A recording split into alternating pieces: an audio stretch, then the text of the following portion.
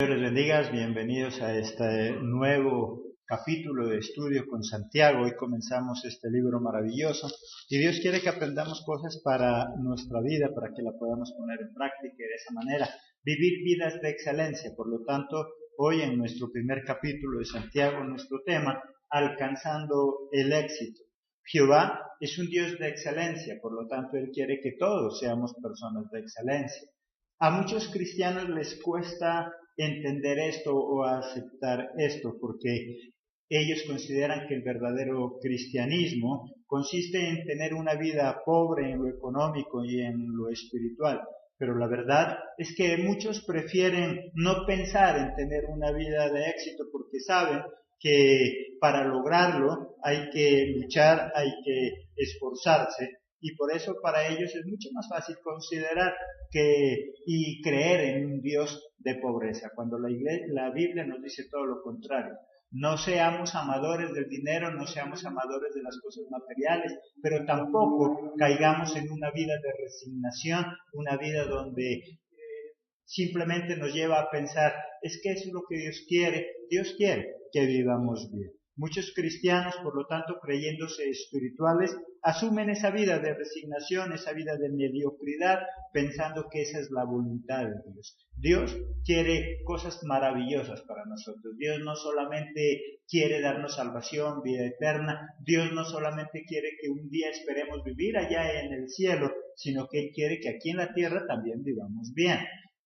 No necesariamente con grandes riquezas económicas, pero sí que vivamos bien. Y quienes de algún momento tienen dinero en abundancia, perfecto, maravilloso. No es pecado tampoco tenerlo, no es pecado pensar en vivir bien. Es pecado cuando yo solamente me limito al materialismo, cuando yo solamente me limito a aquellas cosas físicas. Pero Dios quiere que vivamos bien aquí en la tierra y que esperemos un día vivir en ese cielo. Por lo tanto, vamos a mirar 10 pasos importantes cómo alcanzar ese éxito, no solamente en lo espiritual, sino también en lo secular. En la vida cristiana Dios quiere que tengamos éxito, que no solamente seamos cristianos de banca. La pregunta esta mañana es, si tú dices que eres súper espiritual y que no te gustan las cosas materiales, pero sí deberías pensar en tener éxito en tu vida espiritual entonces. Si eres un cristiano de éxito,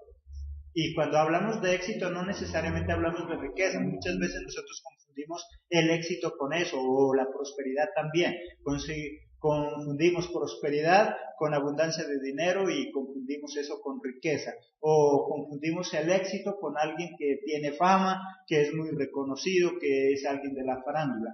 Tú y yo como cristianos debemos ser cristianos de éxito, cristianos que cumplen con los mandamientos de Dios, cristianos que sirven en la iglesia, cristianos que se congregan mucho más que tan solo para esperar un milagro. Eso sería un cristiano de éxito. ¿Tú para qué te congregas? ¿Qué es lo que tú esperas? ¿Por qué acudes a esa iglesia a la cual te has acostumbrado ahí? Porque te gusta lo que ahí comparten, te gusta la alabanza, no tenías nada más que hacer y te acostumbraste a ir a ese lugar. ¿Qué es lo que te motiva a ir a ese lugar? Puede ser un cristiano de éxito o un cristiano fracasado, que simplemente acude a ese templo porque ya te acostumbraste. ¿Cómo alcanzar ese éxito? Tanto en lo espiritual como en lo secular. Primero, mirando las pruebas como oportunidades para avanzar. Ahí en el versículo 2 de Santiago 1, hermanos míos, tened por sumo gozo cuando os halléis en diversas pruebas. ¿Qué dice ahí? Hermanos míos, ténganlo como gozo, alégrense, regocíjense cuando estén pasando, ¿qué dice? Diversas pruebas. Pero cuando nosotros nos gozamos, cuando estamos pasando por pruebas, porque pareciera algo ilógico. ¿Quién se va a gozar de estar pasando algo mal? ¿Quién se va a gozar cuando su vida está arruinada? Aquí no nos está hablando de una vida arruinada, aquí nos está hablando de alguien que quiere alcanzar un propósito y que para alcanzar ese propósito tiene que sufrir, tiene que pasar dificultades. ¿Cómo logro el éxito? Cuando yo miro esas pruebas y esas dificultades como oportunidades para avanzar. ¿Tú cómo miras ese problema que estás viviendo hoy? ¿Lo puedes ver como un obstáculo para seguir avanzando o lo puedes ver como una oportunidad para avanzar, para crecer, para desarrollarte? Por eso es que a nosotros los cristianos, ¿qué nos dice la palabra? Que todas las cosas nos salen bien, son ¿para qué? Para bien, pero cuando las sé utilizar, porque de lo contrario alguien que está pasando un conflicto, ¿cómo puede ser eso para bien? Pero si yo, tras de ese problema, de esa dificultad, le busco una razón de ser y utilizo ese problema para mejorar. Alguien puede decir, pastor, ¿y cómo puede ser para mejorar si estoy que ya no soporto a mi esposa o a mi esposo? Entonces mira ese problema para buscar soluciones en el sentido de por qué es que se generan tantos esos problemas y cómo te puede servir ese problema para mejorar en otras áreas. Muchos matrimonios que hoy son muy sólidos, son fuertes y sólidos porque un día estuvieron a punto de separarse, pero aprendieron de sus errores. ¿Eso qué es? Eso es sacarle provecho a esas dificultades. ¿Qué problemas tienes tú hoy? Mira cómo esos problemas te pueden ayudar a mejorar tu vida. Segundo, aprendiendo a esperar en paz, que es lo que a muchos de nosotros nos dificulta. La mayoría de nosotros los seres humanos queremos que las cosas sean rápidas, queremos que sean de manera inmediata y eso nos lleva a la desesperación, esa desesperación nos lleva a la ansiedad y esa ansiedad hace que tomemos malas decisiones. Ahí en el versículo 3, sabiendo que la prueba de vuestra fe, ¿qué debe producir? Produce paciencia, esperar en paz, esperar en el tiempo oportuno de Dios, pero gozándome en lo que me pasa. Cuando yo estoy pasando por dificultades o cuando yo quiero avanzar rápido, pero las cosas no se me dan, pero yo disfruto ese momento que estoy viviendo, entonces puedo esperar. Cuando le llega la impaciencia, que es lo contrario de la paciencia, a una persona, cuando no sabe disfrutar esos momentos por los cuales está pasando. El niño quiere ser joven y por eso no disfruta la niñez. El joven ya quiere ser adulto y por eso no disfruta su juventud. Y cuando es adulto ya no quiere ser viejo, quiere volverse otra vez a ser joven o a ser niño. Y por eso nunca disfruta el estado en el cual está viviendo. Esta mañana lo que Jesucristo quiere decirnos es, el momento que estás viviendo hoy es el mejor para ti si tú lo ves de esa manera. La edad que tienes en este momento es la oportuna, la ideal para poder vivir en felicidad si tú así lo determinas. Hay muchas personas que llegan a cierta edad de su vida que se desesperan, piensan que ya no hay nada más que hacer, no disfrutan su edad y por eso viven mal.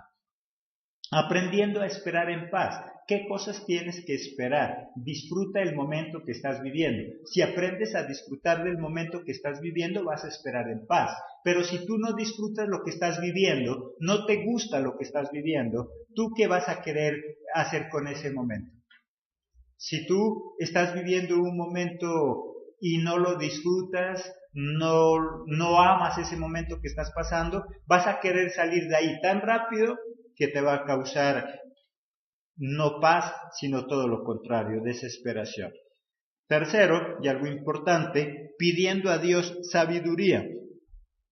Y si alguno de vosotros tiene falta de sabiduría, pídala a Dios, el cual da a todos abundantemente y sin reproche, y le será dada. Si yo no sé cómo vivir en paz, si yo no sé cómo aprovechar las oportunidades que estoy viviendo para beneficio, ¿qué debo pedirle? Sabiduría, porque una persona sabia es la que sabe hacer de sus problemas oportunidades para avanzar. Una persona sabia es aquella que sabe esperar en paz el momento ideal y no se desespera. Si a ti te cuesta esperar, si a ti te cuesta asimilar los problemas que estás pasando, muy probablemente, ¿qué es lo que te está faltando? Sabiduría. Por lo tanto, debemos pedir esa sabiduría, esos pensamientos de Dios en nosotros. Recuerda que la sabiduría es mucho más que inteligencia. La inteligencia es algo que yo puedo desarrollar a través de ejercicios mentales, pero la sabiduría proviene de Dios. La sabiduría es ese pensamiento de Dios en mí, que me hace actuar como actuaría ¿quién? Dios. Deberíamos nosotros pensar, Dios cómo actuaría, Jesús cómo actuaría en ese problema que estoy viviendo. A eso le podríamos llamar sabiduría. Cuarto, pidiendo y actuando con fe, en el versículo 6. Pero pida con fe, no dudando nada, porque el que duda es semejante a la onda del mar, que es arrastrada por el viento y echada de una parte a otra. Debo pedir y debo actuar. De nada sirve que nosotros nos pasemos la vida entera pidiendo si no actuamos. Hay muchas personas que tienen mucha fe, pero ¿qué es lo que no tienen? Determinación para actuar. Él cree que Dios va a hacer algo. El problema es que nunca actúa. Tú puedes tener fe de que lo que tú haces se va a vender. Y eso es maravilloso. Qué bueno encontrar a alguien que tiene un oficio en sus manos y tiene mucha fe. Esta persona dice, es que yo estoy convencido de que todo lo que yo hago se vende. Pero ¿cuál es el problema? Y si le pregunto, ¿y cuánto de eso que sabes hacer has hecho? No, porque ¿qué tal si se me queda? Entonces, ¿de qué fe estamos hablando? Si tengo fe, debo actuar. Si tú tienes fe plena en Dios y estás convencido de que eso que tú haces se va a vender y se vende, entonces ve haciendo un buen porcentaje de producción para que se venda. Pero muchas veces nosotros hablamos de fe, pero no actuamos. Y no quiero decir con esto que no tienes fe. Sí, tienes mucha fe. El problema es que no estás dando ese paso segundo, no estás actuando. Por lo tanto, no solo es cuestión de tener fe, es cuestión de actuar. Yo veo muchas personas que viven arruinadas, que viven mal, que nunca han conocido el éxito, porque nunca han actuado, porque simplemente se quedan en desear con mucha fe, en orar con mucha fe, pero no actúa, no está haciendo acorde a la fe que dice tener. Quinto, no siendo de doble ánimo, ahí en el versículo 9. El hermano que es humilde, veamos a ver, el 9, el 8, el hombre de doble ánimo es inconstante en todos sus caminos. Una persona de doble ánimo, una persona que hoy piensa una cosa, al rato cambia de parecer, una persona que no sabe exactamente qué quiere, lastimosamente nunca va a alcanzar el éxito en su vida. No solamente en lo espiritual. Aquí en Santiago nos está hablando de la vida espiritual. Un cristiano inconstante, un cristiano que hoy cree una cosa, mañana cree otra. Un cristiano que su doctrina se maneja de acuerdo a la amistad que tiene en ese momento. Si hoy tiene un buen amigo que lo quiere mucho, pero él pertenece a la iglesia X, esa persona, ¿en qué termina creyendo? En lo que su amigo le dice. Pero si en ese momento ya deja de ser amigo de él, porque consiguió otro amigo que tiene creencias diferentes, ¿qué va a pasar con la fe de esta persona? Inmediatamente cambia. Hay personas que cambian de religión como cambiarse de camisa. ¿Y por qué cambian tanto? ¿Y por qué son tan inconstantes? Porque no tienen conocimiento verdadero. Porque su fe no está basada en el conocimiento. Su fe está basada en sus amigos. Lo que sus amigos creen, eso es lo que ella cree. Si sus amigos cambian de religión, ella también cambia. Total, no tiene ni idea de lo que está haciendo. Una persona de doble ánimo nunca va a conocer una vida de éxito, ni en lo espiritual ni en lo secular. Hay cristianos fracasados, no tanto en lo económico, fracasados en su vida espiritual. Una persona que no sabe qué quiere, una persona que no sabe en qué cree, una persona que no está muy seguro de su creencia es una persona fracasada. Un cristiano que se congrega tan solo porque necesita un milagro es un fracasado espiritual. Porque nosotros los cristianos debemos congregarnos por mucho más de solamente esperar un milagro. Ese conocimiento verdadero en nuestra vida es lo que hace que marque la diferencia. Sexto, soportando las tentaciones, versículo 12. Bienaventurado el varón que soporta la tentación, porque cuando haya resistido la prueba, recibirá la corona de vida que Dios ha prometido a los que le aman. Bienaventurado esa persona, ese cristiano que puede soportar las pruebas, que puede soportar las tentaciones. Y cuando hablamos de tentación no estamos solamente hablando de caer en tentación con la vecina o con el vecino, eso es normal y eso todo el mundo lo sabe y es de lo que más nos cuidamos los cristianos. Pero ¿qué otras tentaciones hay donde nosotros los cristianos no nos cuidamos? Como hombres nos cuidamos de no caer en tentación con la vecina, las mujeres se cuidan de no caer en tentación con el hombre, pero no se cuida de caer en la tentación de la pereza.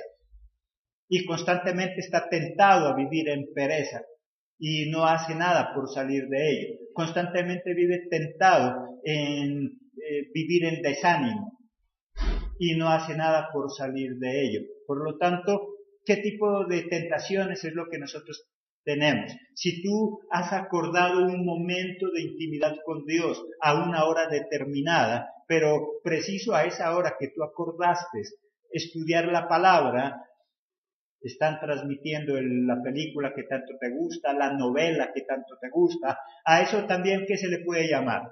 Tentación. Y eso también es luchar contra una aflicción. Hay personas que les es muy duro no asistir al partido, pero les es muy fácil no asistir al culto. Y eso también se convierte en una tentación. Si tú miras en tu congregación, en la iglesia, aquí mismo, hay personas que les es muy duro no asistir a ese evento que tienen programado. Y ellos dicen, es que yo no puedo faltar. Pero les importa 5 faltar al culto. Eso sí no tiene ningún problema. Y eso también es un tipo de tentación. Se dejan tentar por cualquier cosa.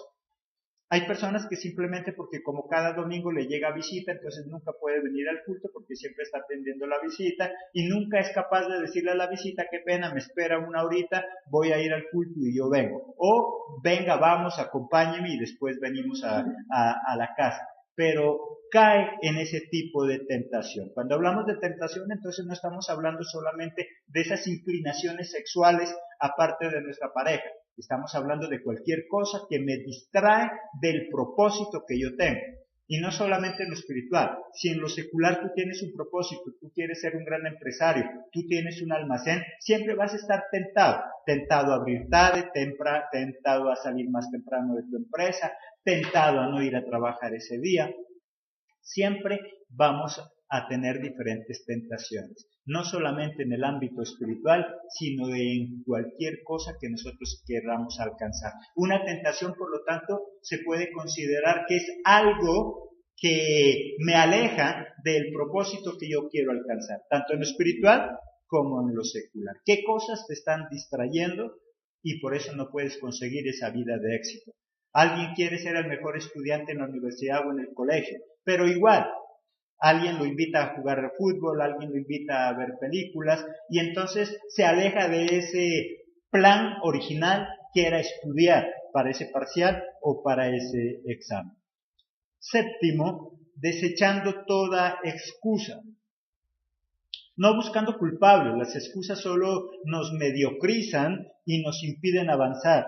El aceptar nuestra culpa permite que podamos corregir. Cuando tú y yo aceptamos nuestra culpa, no es para sentirnos culpables y miserables. Cuando tú y yo aceptamos nuestra culpa, es para decir, hasta aquí he llegado con ese error, hasta aquí corto, ahora vuelvo a direccionar mi vida y voy a hacer algo diferente. Cuando tú y yo aceptamos nuestro error, podemos avanzar. El error nos estanca. Versículo 13. Cuando alguno es tentado, no diga que es tentado de parte de Dios, porque Dios no puede ser tentado por el mal, ni tienta a nadie. Cuando tú estés pasando por una dificultad, no digas que es que Dios te la envió. Dios no quiere que tú vivas mal. Nosotros debemos entender algo importante, y es que Dios es nuestro Padre, y así como tú eres padre y eres madre, tú no deseas el mal para tus hijos. Habrá algunas pocas excepciones, padres que tal vez son enfermos emocionalmente, porque un padre sano nunca va a desear el mal a sus hijos. Por lo tanto, Dios no te manda esa enfermedad. Dios no te manda ese accidente, Dios no te manda esa dificultad.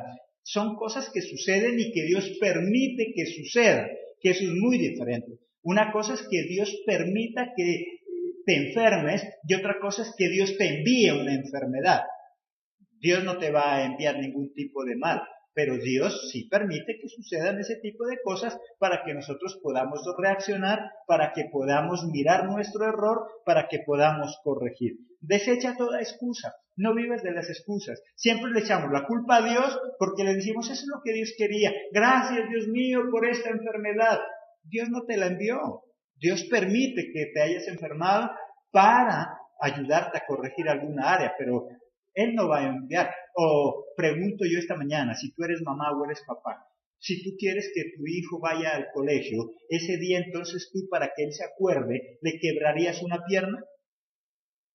Imposible. El hijo, por lo tanto, no puede decirte, gracias mami por partirme la pierna. No, tu mami te aconsejó que no vayas a esos lugares, tú fuiste y producto de esa desobediencia se partió la pierna. Y lo mismo pasa con Dios. Dios no nos envía cosas malas, ni tentaciones, ni cosas desagradables. Cada uno es culpable de lo que hace. No mires a los demás para ver a quién le echas la culpa. No vivamos de excusas. No le echemos la culpa ni a Dios ni a los demás. Cada uno de nosotros somos responsables de lo que nos pasa. Octavo, hablando menos y escuchando más. Y eso sí que es algo que a nosotros nos cuesta a los seres humanos. Ahí el versículo 19. Por esto, mis amados hermanos, todo hombre sea pronto para oír, tardo para hablar, tardo para airarse. Todos nosotros lo que más nos gusta es hablar, que nos escuchen, pero muy poco nos gusta que escuchar a los demás. Habla menos y escucha más. Si tú tienes problemas en tu casa o tienes problemas espirituales, ¿no será que tú te la pasas hablando tanto y tanto y tanto que no tienes tiempo para escuchar? No ores hasta que Dios te escuche. Hay una frase que leí por ahí. Ora hasta que tú escuches a Dios, que eso es muy diferente. A veces nosotros decimos, es que yo voy a orar y voy a orar y voy a orar y no me voy a cansar de orar hasta que Dios me escuche. Dios ya te escuchó. Ora no hasta que Dios te escuche, ora hasta que tú escuches a Dios, que es diferente. Dios ya te ha hablado tantas veces en esa oración. ¿Sabes por qué no lo hemos escuchado? Porque estábamos ocupados hablando. Porque nuestras oraciones son tanto de quejas, de reclamos, porque nuestras oraciones son tan lamentables que no tenemos tiempo para escuchar a Dios. Deja de hablar y escucha un poco más a Dios. Deja de estarle echando la culpa a Dios en tus oraciones. Deja de hacer esas oraciones donde nosotros decimos, es que Dios no me escucha, yo no sé qué pasa. Deja de estarle dando ultimátum a Dios. ¿Cuántas de nuestras oraciones son para decirle, Señor, si no me escuchas hoy, yo me voy al mundo? Señor, esta es la última oportunidad. Si no me escuchas, entonces yo ya no me congrego más. Deja de estarle dando ultimátum a Dios. Deja de hablar. Habla menos y escucha más. Dios quiere hablarte, pero tú no le estás escuchando porque estás muy ocupado con tus quejas, estás muy ocupado con tus lamentos. Qué agradable es cuando nosotros nos postramos al piso, no para orar esa oración de petición, sino para decirle gracias, Dios mío, porque tú eres bueno. Aunque me está pasando cosas difíciles, pero tú me amas. Y nos levantamos de ese lugar en paz, llenos de bendición. Octavo, entonces, habla menos y escucha más. Noveno, escuchando la palabra de Dios. La palabra de Dios es lumbrera a nuestro caminar, es lo que nos guía sobre el sendero correcto. Escucha la palabra de Dios, versículo 21. Por lo cual, desechando toda inmundicia y abundancia de malicia, recibid con mansedumbre la palabra implantada, la cual puede salvar vuestras almas. ¿Qué dice? Escucha más. Escucha la palabra. Muchos de nosotros los cristianos cada vez nos alejamos más de la palabra y es muy común hoy encontrar congregaciones, iglesias, donde ya no se utiliza la palabra. Muchos pastores que tan solo con un versículo sacan todo un tema de 2-3 horas y ya no utilizan la palabra. Si tú preparas un tema tan solo con un versículo para 3 horas, podrás ser muy hábil. Eso quiere decir que eres muy hábil en hablar. Eso quiere decir que eres muy hábil en hacer temas, pero probablemente no estás escuchando la voz de Dios. Probablemente ese tema, si con un solo versículo estás predicando 3 horas, significa que el resto, eso proviene de ti. Proviene de tu intelecto, proviene de tu capacidad, de lo que tú dices que eres capaz. Y yo no niego que no eres capaz. Hay personas que son muy capaces, muy elocuentes, hablan muy bonito, pero lastimosamente no escuchan a Dios. Habla, pero lo que Dios dice que hablemos, y para eso necesitamos meternos en la palabra. Cada vez hay más Biblias, pero menos gente que las lea. Cada vez en cada hogar encontramos más Biblias, pero menos personas interesadas en aprender de él, aún siendo cristianos. Muchos es normal ir al culto y no llevar Biblia. Nunca. Lleva 50 años de cristiano y nunca ha leído la Biblia o ha estudiado la Biblia completa, porque hay muchos que la han leído, pero una cosa es leer y otra cosa es estudiar. Para leer puedes tú hacer un curso de lectura rápida y en unas cuantas horas has leído toda la Biblia, pero para estudiarla se necesita papel y lápiz, versículo a versículo, capítulo a capítulo. No se trata de que la leas en el menos tiempo posible. Hay cristianos que parece que están haciendo competencia de lectura y se preguntan entre ellos, ¿en cuánto tiempo has leído la Biblia? En 2 años. Uy, no, yo la leo en 6 meses. No, yo la leo en 1 mes. No se trata de quién la lee más rápido, sino quién es capaz de escuchar la palabra de Dios y aplicarla en su vida. 10, poniendo en práctica lo que sabemos, tanto en lo espiritual como en lo secular. De nada sirve sabernos la Biblia de principio a fin de memoria. De nada sirve ser expertos en cualquier área de nuestra vida si no lo llevamos a la práctica. De nada sirve que tú tengas ni sé cuántos títulos universitarios si no ejerces ninguno de ellos.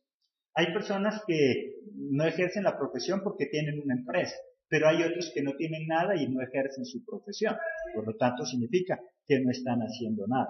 Miremos ahí versículos, el 22, versículo 22. Pero sed hacedores de la palabra y no tan solamente oidores, enseñándoos a vosotros mismos. ¿Qué es la recomendación? Si ya leíste la palabra, si ya la estudiaste, ¿qué dice? Ahora ponla en práctica.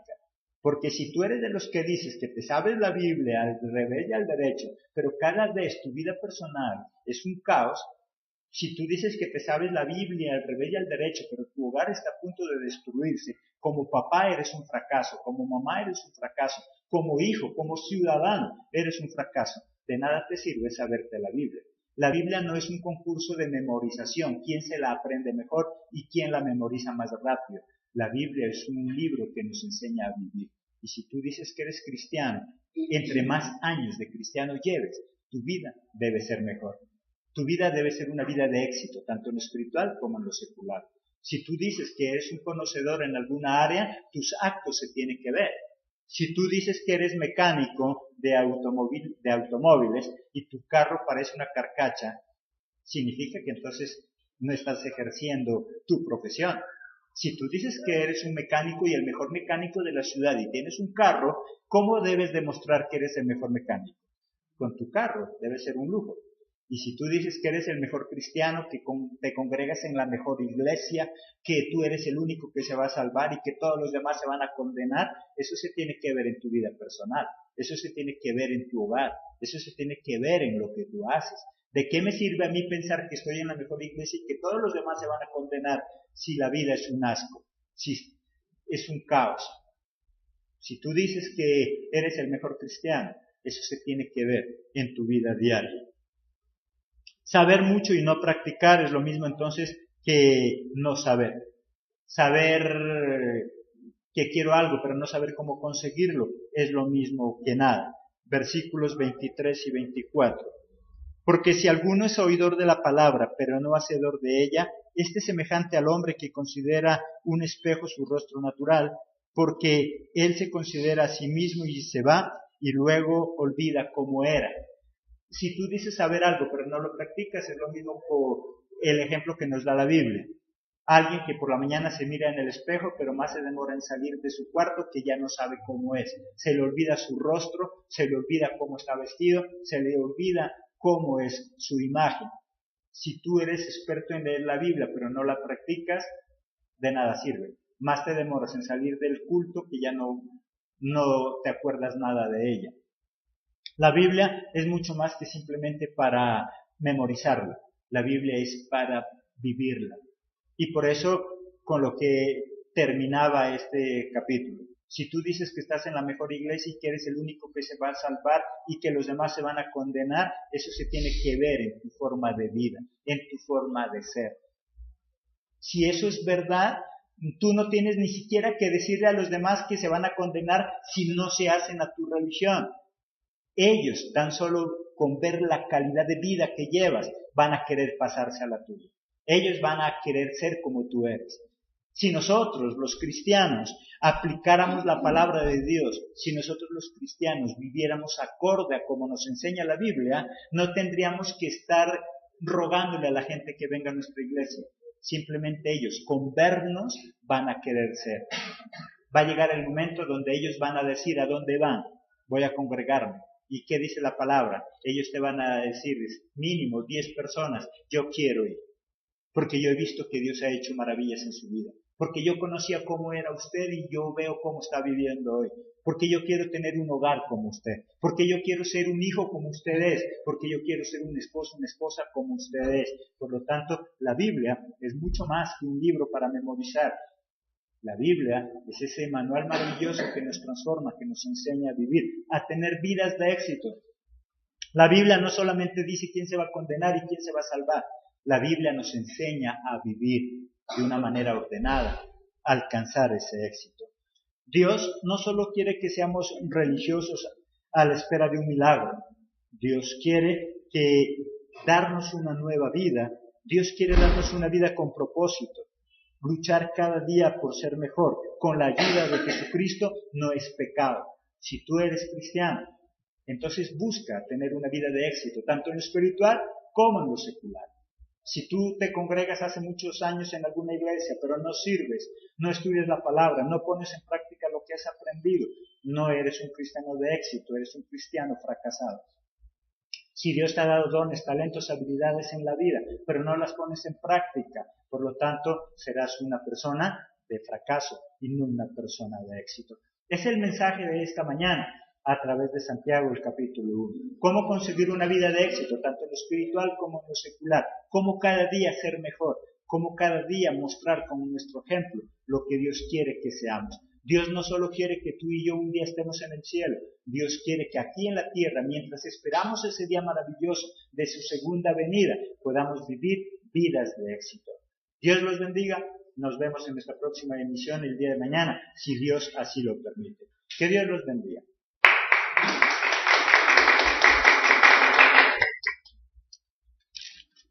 Pero sí que vivamos bien. Y quienes de algún momento tienen dinero en abundancia, perfecto, maravilloso. No es pecado tampoco tenerlo, no es pecado pensar en vivir bien. Es pecado cuando yo solamente me limito al materialismo, cuando yo solamente me limito a aquellas cosas físicas. Pero Dios quiere que vivamos bien aquí en la tierra y que esperemos un día vivir en ese cielo. Por lo tanto, vamos a mirar 10 pasos importantes, cómo alcanzar ese éxito, no solamente en lo espiritual, sino también en lo secular. En la vida cristiana Dios quiere que tengamos éxito, que no solamente seamos cristianos de banca. La pregunta esta mañana es, si tú dices que eres súper espiritual y que no te gustan las cosas materiales, pero sí deberías pensar en tener éxito en tu vida espiritual entonces. Si eres un cristiano, acostumbraste a ir a ese lugar, ¿qué es lo que te motiva a ir a ese lugar? Puede ser un cristiano de éxito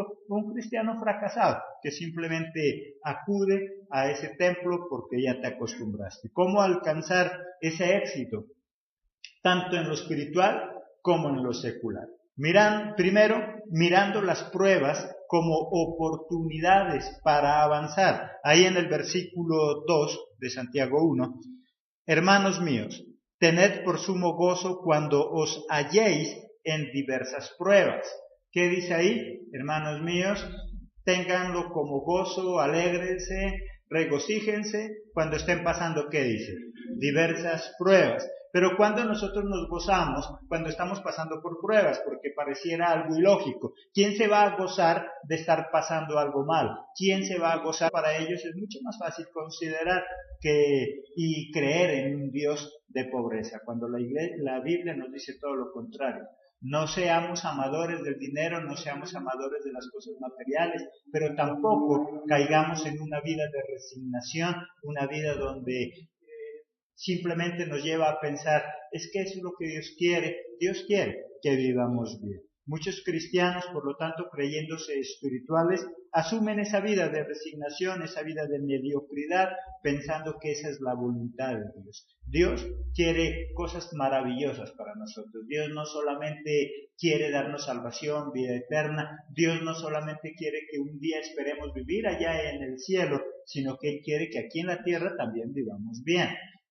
No necesariamente con grandes riquezas económicas. Dios les bendiga, bienvenidos a este nuevo capítulo de estudio con Santiago. Hoy comenzamos este libro maravilloso y Dios quiere que aprendamos cosas para nuestra vida, para que la podamos poner en práctica y de esa manera vivir vidas de excelencia. Por lo tanto, hoy en nuestro primer capítulo de Santiago, nuestro tema, alcanzando el éxito. Jehová es un Dios de excelencia, por lo tanto Él quiere que todos seamos personas de excelencia. A muchos cristianos les cuesta entender esto o aceptar esto porque ellos consideran que el verdadero cristianismo consiste en tener una vida pobre en lo económico y en lo espiritual.